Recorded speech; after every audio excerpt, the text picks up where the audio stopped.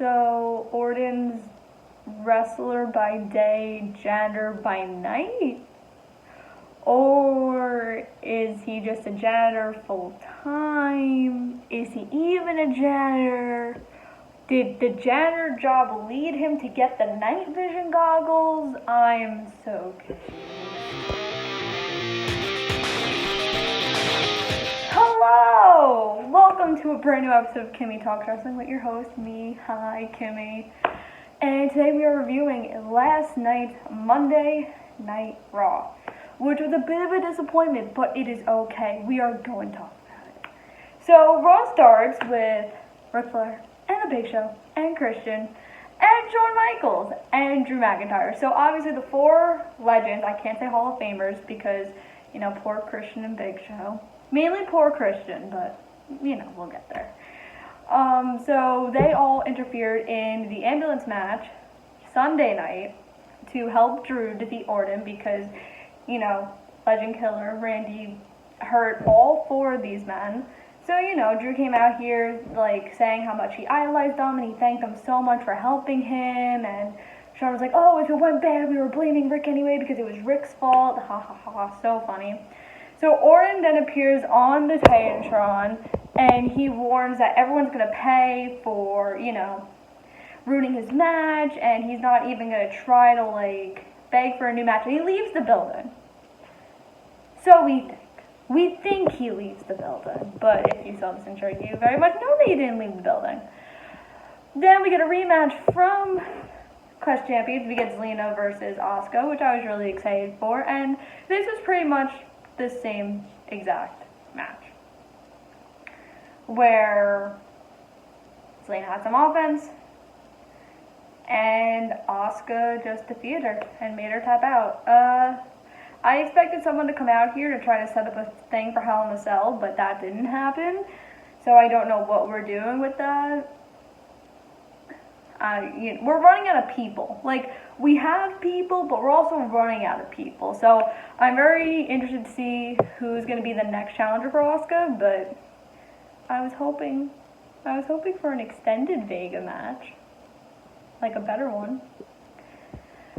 So this gets interesting. So we go to commercial, and then we come back to Andrade, yelling at Zelina and, saying, you lost, and, ever since you split up from us, you've been losing, and now that Garza got hurt, we can focus on me. I'm the best.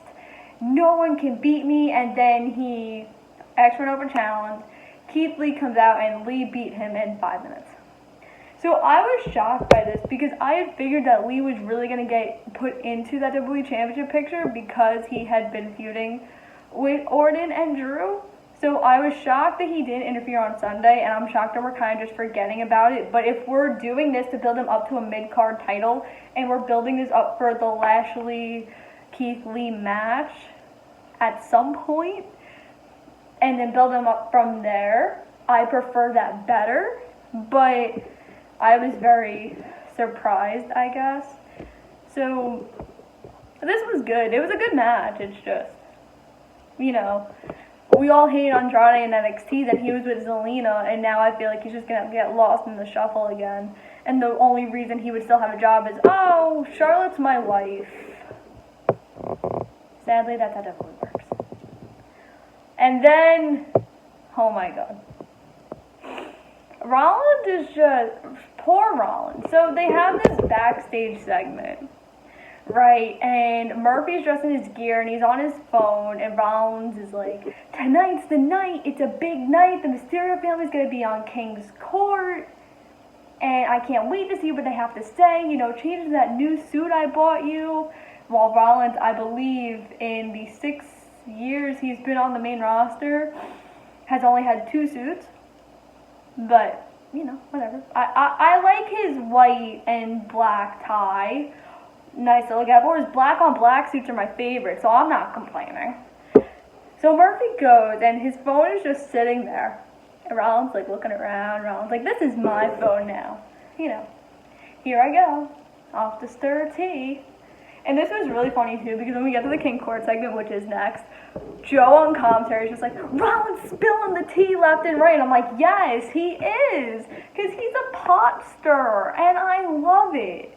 Thank you so much, Colby, my hero. So all four Mysterios come out, and, you know, Jerry's trying to talk to them, and it got to the point where, so, you know, Aaliyah's like, you know, I was wrong, but, like, Murphy's not that bad of a person. Rollins pops up, and Rollins is like, so one of you's not telling the truth down there.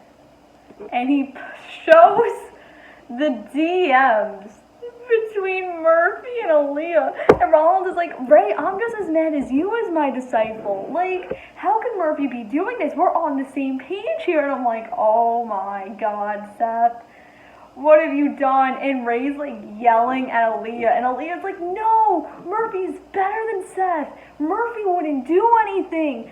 Seth is the evil one, not Murphy. And I'm like, So Dominic goes in the back and starts beating up Murphy, and Rollins is just standing there like, and I'm like, okay, coolio. So then this sets up Dominic versus Murphy for later on in the night.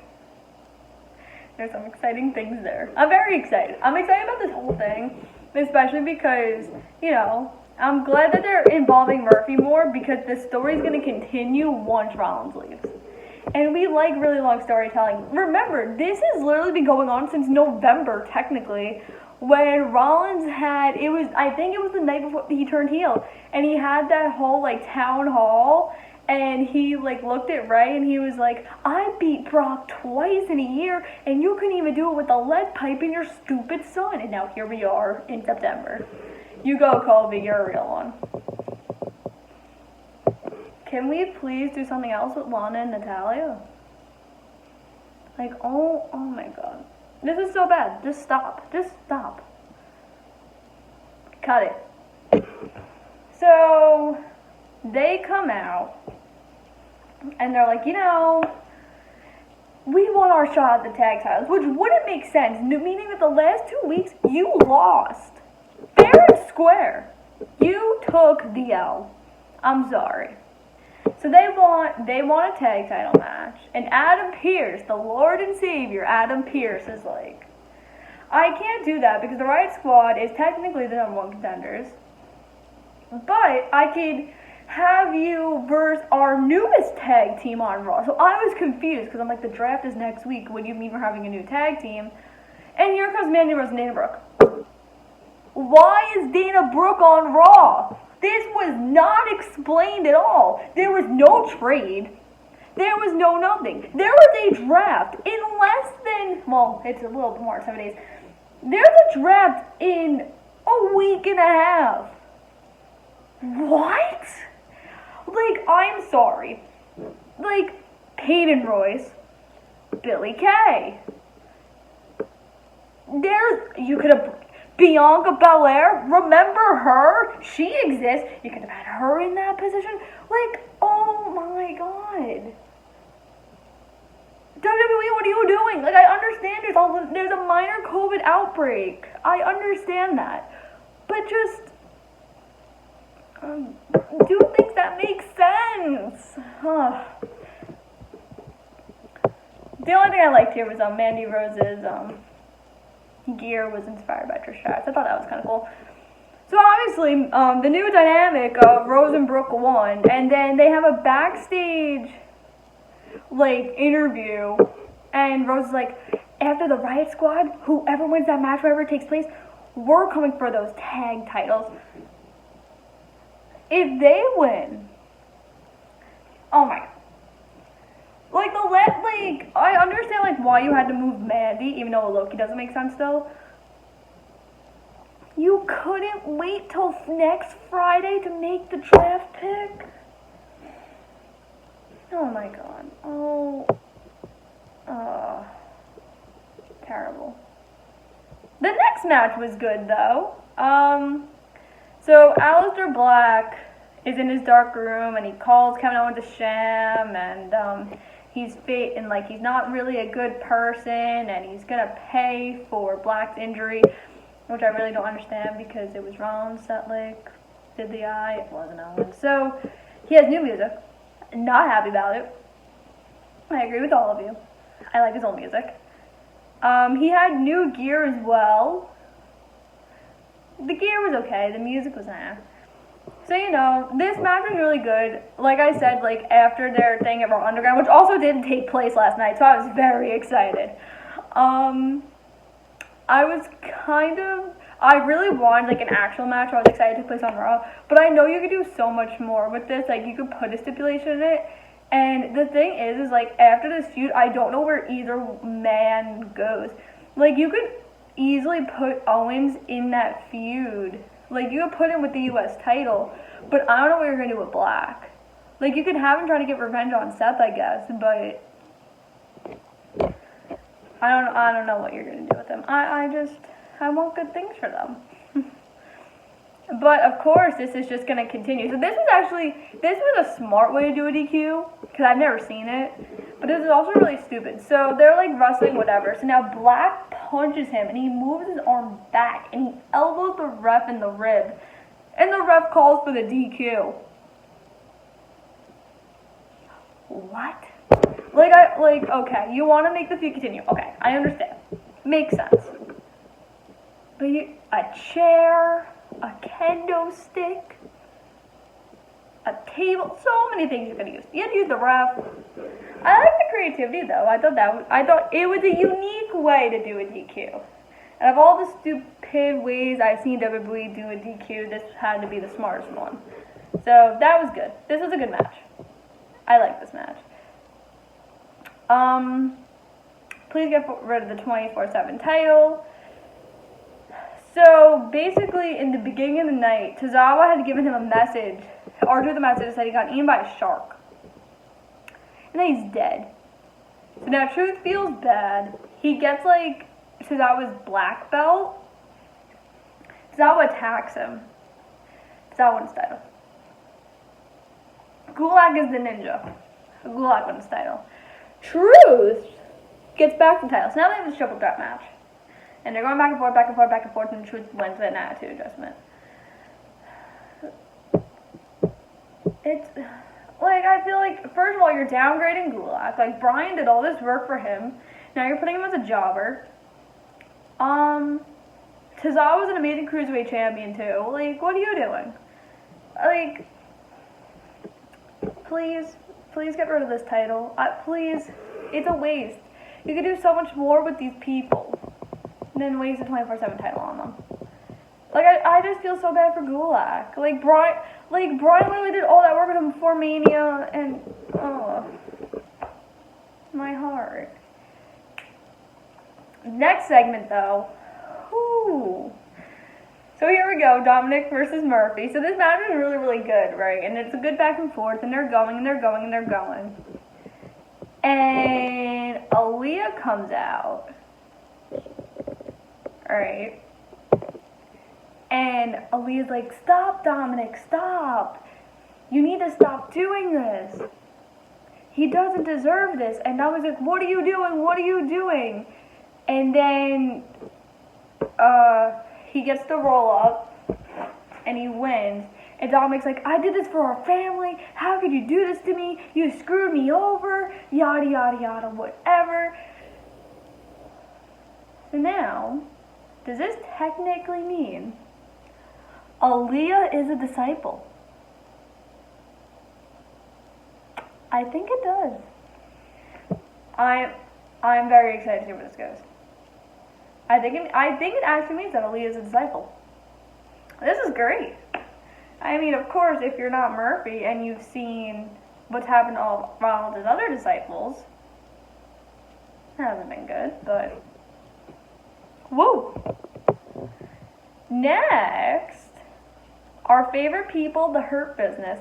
So in the beginning of the night, they were trying to eat together, and they bullied this man at catering, and they were and he was sitting in Lashley's seat, and he's you're in my seat. And he moved over. He's like, you're still in my seat.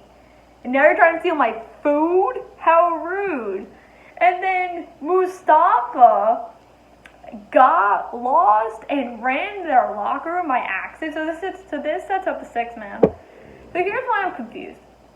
Where was Cedric Alexander? Like, does he have COVID? Like, where did he go?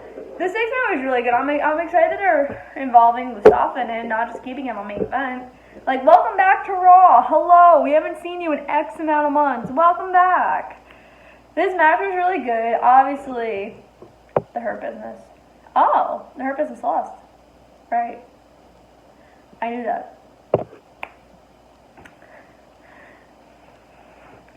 So, I'm excited that this feud is going to keep going. And that they're trying to involve more people in it. I honestly believe that Ricochet will join Hurt Business by the time this is over. Because I feel like that's what's just better for him. And I just can't wait to see what happens next. And then for the main event. So he has this open challenge. And like Ziggler was talking to Pierce like maybe 45 minutes before. And he was like, I have someone for you. I have someone for you. Drew's on the mic. So, anyone? Ziggler comes out, and Drew's like, you're not eligible. You had a title shot already. And Dolph's like, no, I have someone for you. And it's Robert Roode. Welcome back from Canada. Thank you for making it over the border.